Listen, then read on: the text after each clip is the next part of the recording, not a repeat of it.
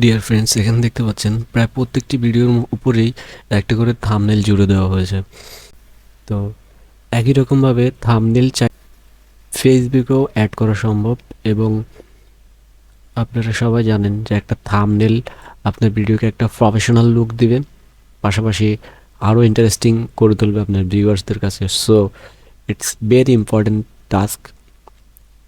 যারা professional video editing করবেন ভাবছেন, অথবা যারা শখের বশে করছেন, সবার জন্যই থাম্বনেল ইউজ করা খুবই গুরুত্বপূর্ণ একটা ফ্যাক্টর ভিডিও ভিউ বাড়ানোর জন্যে, অথবা ভিডিওর রিচ, ইমপ্রেশন রেট সব কিছু বাড়ানোর জন্য। তো আজকের ভিডিওতে দেখাতে চলেছি যে কিভাবে থাম্বনেল অ্যাড করতে হয়।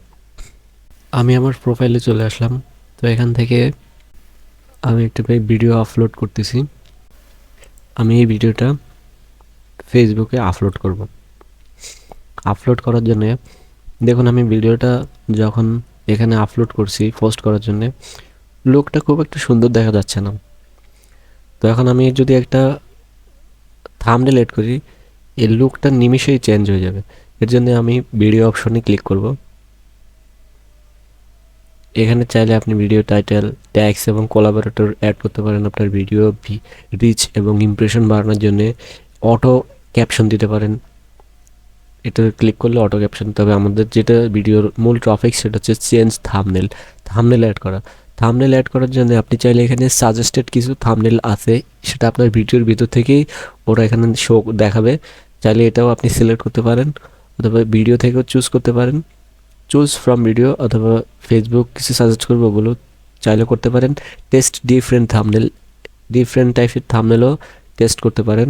কিন্তু মেইনলি আমরা যেটা করি সেটা হচ্ছে যে আপলোড ইমেজ। তো আমি আপলোড ইমেজের ঘরে ক্লিক করলাম। ক্লিক করার পর এখানে আমার থাম্বনেলটা রেডি করা আছে, এই ভিডিওর টপিক্সের সাথে ম্যাচ করে আমার এই থাম্বনেলটা রেডি করা আছে। সো আমি এই থাম্বনেলটা এখানে অ্যাড করে দিলাম।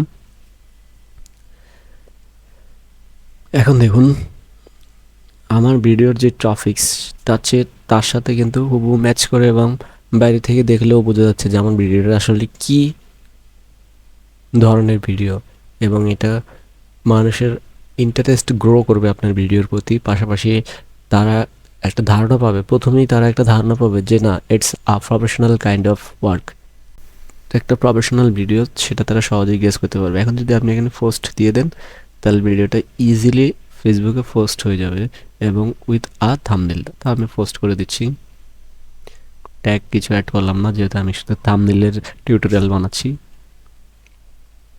It will take a time, your post is being processed, will let you know when it's ready to view. দেখতেই পাচ্ছেন, মূলত আমার সবগুলো ভিডিওতেই থাম্বনেল অ্যাড করা আছে। থাম্বনেল অ্যাড করার সুবিধা হলো এটা আপনার ভিউ ইনক্রিজ করবে, পাশাপাশি আপনার ভিউকে, আপনার ভিডিওটাকে একটা প্রফেশনাল লুক দেবে। অডিয়েন্সের কাছে আপনার ভিডিওর ব্যাপারে একটা ইন্টারেস্ট গ্রো করবে। So it's very important. ভিডিওটা রেডি হয়ে গেছে দেখার জন্য। এই দেখুন, MS ওয়ার্ডে বর্ডারের বাইরে লিখুন। দেখতেই পাচ্ছেন ভিডিওটা ডিফারেন্ট একটা লুক কিন্তু অলরেডি হয়ে গেছে ভিডিওটাতে।